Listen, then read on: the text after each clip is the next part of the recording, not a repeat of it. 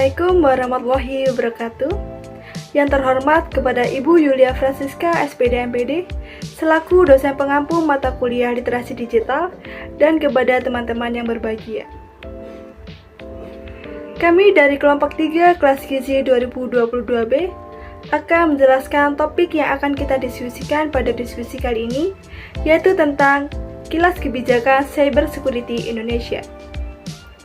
Saya Dinda Marsalina Aisyah dengan NIM 3 angka terakhir 047 dari kelas gizi 2022B selaku moderator akan membimbing jalannya diskusi pada kali ini. Sebelumnya, saya juga akan memperkenalkan anggota kelompok 3, yaitu Nabila Aulia Salma dengan NIM 3 angka terakhir 046. Saya sendiri Dinda Marsalina Aisyah dengan NIM 3 angka terakhir 047. Dewinta Anjani Agustin dengan NIM 3 angka terakhir 048, Akami Adila Putri dengan NIM 3 angka terakhir 050, dan juga Anggun Novia Ramadhani dengan NIM 3 angka terakhir 051. Adapun subtopik yang akan kami jelaskan yaitu yang pertama, kilas tata kelola cyber security Indonesia, yang kedua, tantangan tata kelola cyber security Indonesia, yang ketiga, lanskap tata kelola cyber security Indonesia, dan yang keempat adalah isu dasar tata kelola cyber security Indonesia. Baik, langsung saja kita memasuki sesi penyampaian materi. Saya memberi kesempatan kepada rekan saya untuk menyampaikan hasil diskusi. Subbahasan yang pertama yaitu ada kilas kebijakan cyber security Indonesia. Dibandingkan dengan negara lain, Indonesia masih tertinggal dalam hal kebijakan dan peraturan keamanan TIK. Dasar hukum cyber security di Indonesia masih lemah. Kebijakan cyber security di Indonesia yang ada saat ini berkisar pada dua undang-undang utama, yaitu Undang-Undang Telekomunikasi Nomor 36 Tahun 1999 dan Undang-Undang ITE Nomor 11 Tahun 2008. Undang-Undang Telekomunikasi Nomor 36 Tahun 1999 adalah produk reformasi dan telah berkontribusi pada dinamika terakhir di sektor telekomunikasi di Indonesia. Sementara itu, Undang-Undang ITE Nomor 11 Tahun 2008 merupakan undang-undang cyber pertama di Indonesia yang terkenal karena kontroversinya terkait pasal 27 ayat 3 yang sering dimanfaatkan dalam berbagai kasus pidana pencemaran nama baik. Selanjutnya akan dijelaskan oleh rekan saya. Baik, selanjutnya yaitu tantangan tata kelola cyber security di Indonesia. Tantangan masing-masing undang-undang. Undang-undang yang pertama yaitu Undang-Undang Telekomunikasi. Meskipun memfasilitasi kompetisi dalam industri telekomunikasi, tidak menyebutkan infrastruktur telekomunikasi dalam konteks internet. Yang kedua yaitu legislasi terkait kejahatan cyber yang sudah dipisahkan dalam Undang-Undang Nomor 11 Tahun 2008 tentang Internet dan Transaksi Elektronik pasal 29 sampai dengan 37 dengan cakupan terbatas dan memerlukan dukungan tambahan undang-undang lain. Karena keterbatasan ini, kasus-kasus pidana terkait kejahatan cyber ditangani dengan Undang-Undang KUHP, Undang-Undang Perlindungan Konsumen Nomor 8 Tahun 1999, Undang-Undang Hak Cipta Nomor 19 Tahun 2002, atau Undang-Undang Anti Pornografi Nomor 44 Tahun 2008. Selanjutnya mengenai peraturan teknis sebagai pelengkap dikirimkan Kominfo kepada Kemenko Polhukam dan juga Kepolisian. Pada periode tahun 2009 sampai 2015, lebih dari 30 peraturan dan standar diterbitkan untuk menghadapi isu-isu cyber security khususnya dari aspek teknis, yang perinciannya terdapat dalam lampiran. Upaya teknis tata kelola cyber security, Indonesia resmi telah mengakui persyaratan kepatuhan melalui SNI atau ISO atau EIC nomor 27001 tahun 2013 terkait sistem manajemen keamanan informasi.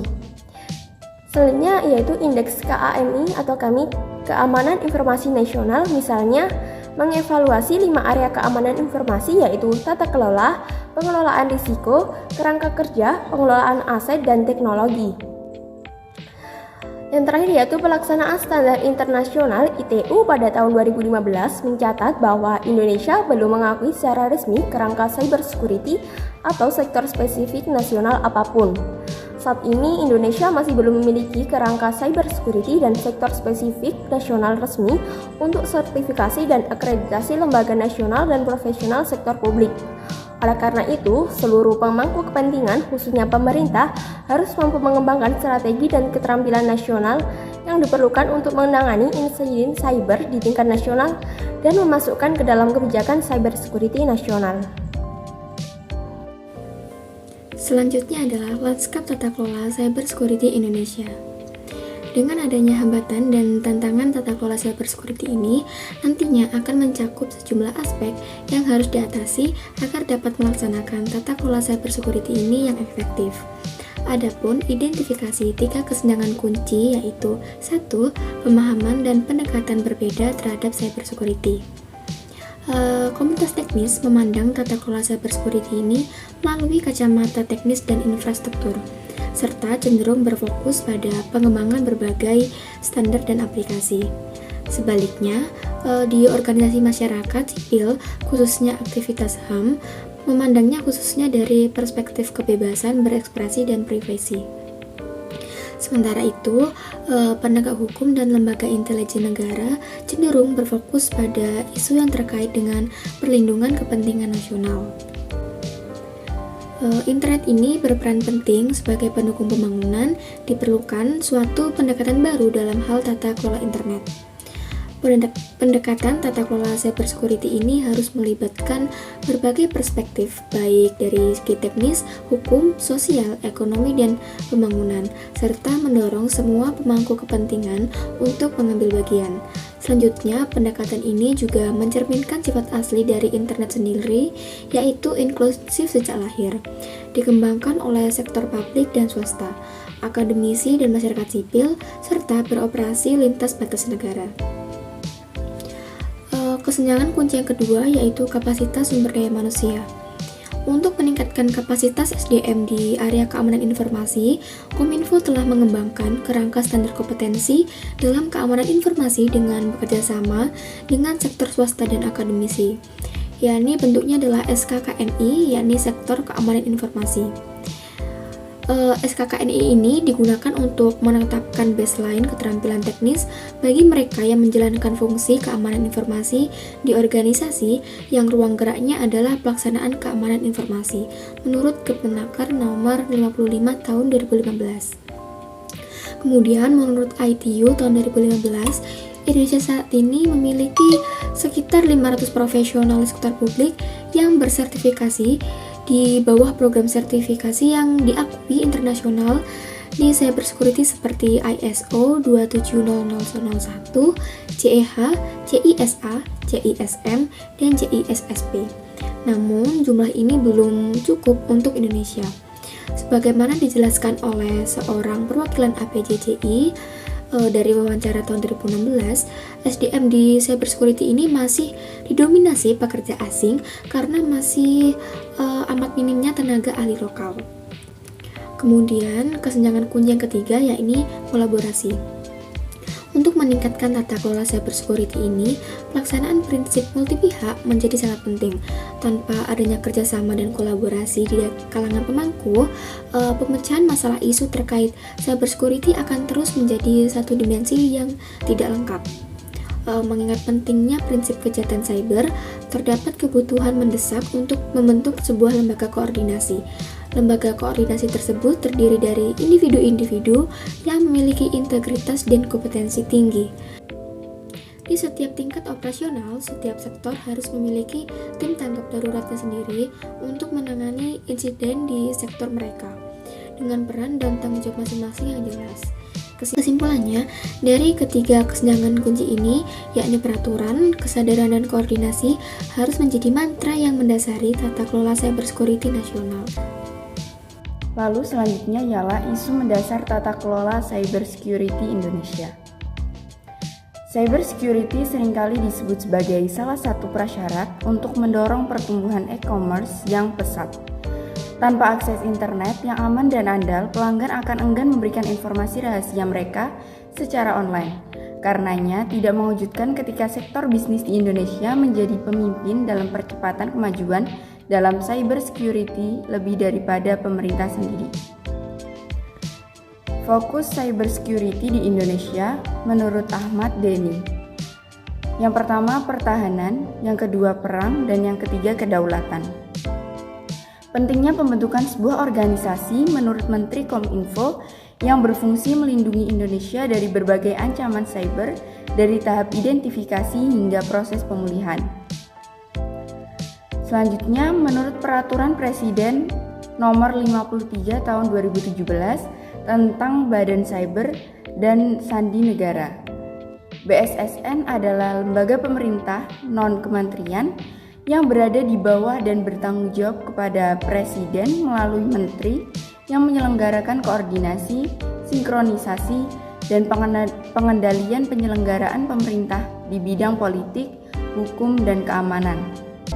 Kominfo juga berencana untuk meluncurkan peta jalan cybersecurity yang bertujuan memberikan Indonesia sebuah acuan atau benchmark cybersecurity nasional untuk sektor non-militer.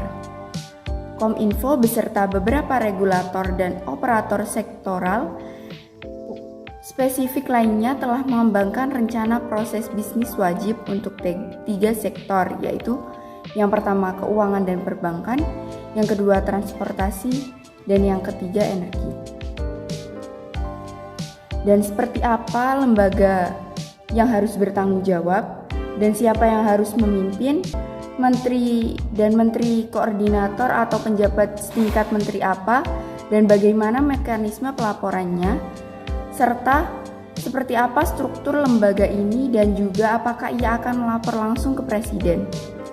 Yang pertama, peta jalan ini menjadi bagian dari Perpres yang sedang disusun untuk e-commerce, yang juga akan menjadi bagian dari paket kebijakan ekonomi ke-14. Yang kedua, Perpres ini akan berfokus pada 7 isu termasuk perpajakan, cybersecurity, dan infrastruktur komunikasi. Selanjutnya ialah perlindungan HAM atau privasi, kebebasan berekspresi, akses internet. Dalam hal ini sangat relevan bagi proses pembuatan kebijakan dalam cybersecurity. Hal ini tidak hanya merupakan prioritas berbasis nilai, namun juga merupakan alat praktis untuk menjamin internet tetap terbuka dan aman. Dan yang terakhir, perlindungan akses kepada alat individu. Sebenarnya secara tidak langsung melindungi data set lembaga atau perusahaan dari pelanggaran yang dilakukan melalui pintu belakang pengguna akhir atau end user. Berikut merupakan daftar referensi dari kelompok kami. Baik, semua materi telah disampaikan oleh kelompok kami, maka berakhirlah diskusi kita pada kali ini. Apabila terdapat kekurangan dan kesalahan pada saat penyampaian materi, saya selaku moderator memohon maaf sebesar-besarnya. Dan saya ucapkan terima kasih atas perhatiannya. Wassalamualaikum warahmatullahi wabarakatuh.